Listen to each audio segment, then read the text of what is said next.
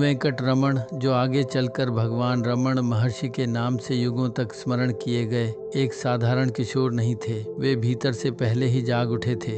एक दिन मात्र 16 वर्ष की अवस्था में उन्होंने अपना घर चुपचाप छोड़ दिया। उन्होंने न तो विदाई ली, न कोई वचन दिया। वे केवल सत्य की खोज में निकल पड़े। उन्होंने कोई योजना नहीं बनाई थी, बस एक आंतरिक आह्वान था, और वह आह्वान इतना प्रबल था कि माँ का आंचल भी उन्हें रोक नहीं पाया।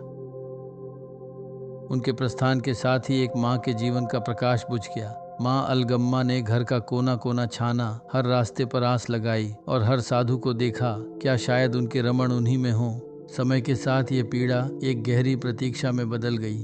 कुछ समय बाद दक्षिण भारत में यह चर्चा फैलने लगी कि तिरुवन्नामलाई के पास अरुणाचल पर्वत की गुफाओं में एक बाल सन्यासी मौन में बैठा है। वह न कुछ कहता है, न कुछ चाहता है, फिर भी उसकी उपस्थिति इतनी सघन है कि लोग उसका एक दर्शन पाने के लिए सैकड़ों मील चलकर आते हैं। ये सुनकर महर्षि की माँ को एक आशा की किरण दिखाई दी। उन्होंने वेंकट रमण के चाचा को भेजा।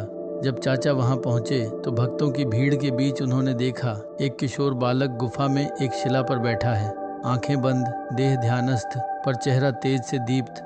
चाचा के हृदय में लहर सी उठी। ये तो वही है, उनका वेंकट। पर अब वह कोई साधारण लड़का नहीं रहा था। उसके चारों ओर श्रद्धा की एक अदृश्य दीवार थी। लोग उसके चरणों को छूकर अपने जीवन को पावन मान रहे थे। चाचा मौन रहे, कुछ न बोले, न ही कुछ कह सके, लौट गए। जब माँ को यह समाचार मिला तो उन्होंने एक क्षण भी प्रतीक्षा नहीं की। वे चल पड़ी। एक माँ जो अब जानती थी कि उसका पुत्र जीवित है, पर वह भी जानती थी कि वह अब पुत्र नहीं रहा। वह अब साधक, सन्यासी और शायद किसी उच्चतर तत्व में विलीन हो चुका है। जब माँ रमण के पास पहुंची तो उनका मनोभाव एक विचित्र द्वंद्व में था। सालों की पीड़ा, अपार प्रेम और अब पुत्र को फिर से पा लेने की उत्सुकता। लेकिन जो सामने था वह दृश्य किसी माँ के लिए असह्य था। उनका लाल, उनका रमण अब एक नग्न साधु की तरह बैठा था। शरीर पर केवल एक धोती थी। उसके नाखून बढ़े हुए थे। शरीर पर चींटियों और कीड़ों के काटने के गहरे निशान थे। जांघों पर घाव, शायद साधना की गहराइयों से उपजा तप। वह दृश्य देखकर माँ फूट फूट कर रोने लगी। बेटा, चलो घर लौट चलें। मैं तुम्हें ऐसे नहीं देख सकती। तुम्हारी यह दशा मेरा हृदय चीर रही है। लेकिन रमण महर्षि मौन में डूबे थे। न कोई प्रतिक्रिया, न कोई आंसू, न कोई स्पर्श। उस क्षण वह केवल एक आत्मा थे जो ब्रह्म की गोद में विश्राम कर रही थी। बहुत समय तक यही स्थिति बनी रही। माँ रोती रही, रमण शांत रहे। तब उन्होंने एक कागज लिया और उसमें कुछ पंक्तियां लिखी। पंक्तियां जो केवल लेख नहीं थीं, बल्कि आत्मज्ञान का सत्यम सत्य थीं। ईश्वर प्रत्येक आत्मा की गति का निर्धारण करता है। जो नहीं होना है वह नहीं होगा, चाहे आप कितनी भी कोशिश कर लें, और जो होना निश्चित है वह होकर रहेगा, चाहे आप कितनी भी रोकें। यह अटल सत्य है। माँ ने इन शब्दों को पढ़ा और उनके भीतर एक क्रांति हुई। अब वे जान गईं, यह पुत्र अब किसी सांसारिक आकर्षण का हिस्सा नहीं है। यह शरीर उनका हो सकता है, पर आत्मा अब ईश्वर की हो चुकी है। समय की धारा बहती रही, लेकिन माँ के भीतर एक नई आकांक्षा जाग चुकी थी। अब उन्हें पुत्र नहीं चाहिए था, उन्हें मोक्ष चाहिए था। वर्षों बाद वे रमण आश्रम लौट आईं, पर अब एक नई माँ बनकर। उन्होंने पुत्र से कहा, बेटा, मैं अपनी अंतिम सांसें तेरी गोद में लेना चाहती हूँ। इसके बाद तू चाहे मेरा शरीर कांटों में ही क्यों न फेंक दे। यह कोई माँ की ममता नहीं थी, ये एक साधिका की अंतिम विनती थी। वह आश्रम में रहने लगी, रसोई के कामों में लगी रहीं, लेकिन मन सत्संग और मौन की गहराइयों में डूबा रहता। उनका हृदय अब संसार से परे जा चुका था। 19 मई 1922 यह वह दिन था जिसके लिए माँ पुनः आश्रम आई थी।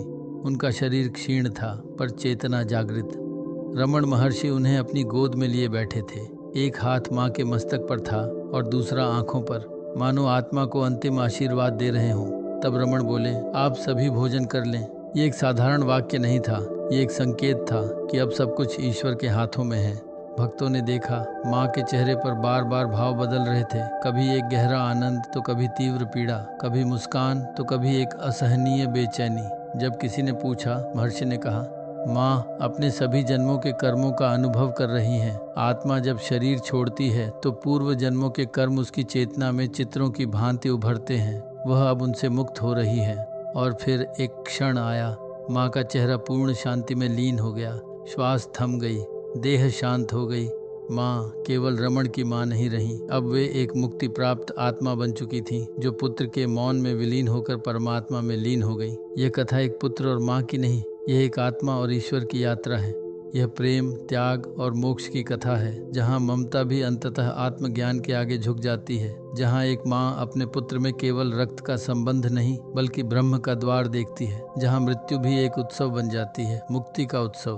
और यही है रमण महर्षि की माँ की कथा। यह कथा हमें सिखाती है कि जब प्रेम अहंकार से मुक्त होता है तब वह भक्ति बनता है, और जब भक्ति ज्ञान में समर्पित होती है तब वही मोक्ष का द्वार बन जाती है।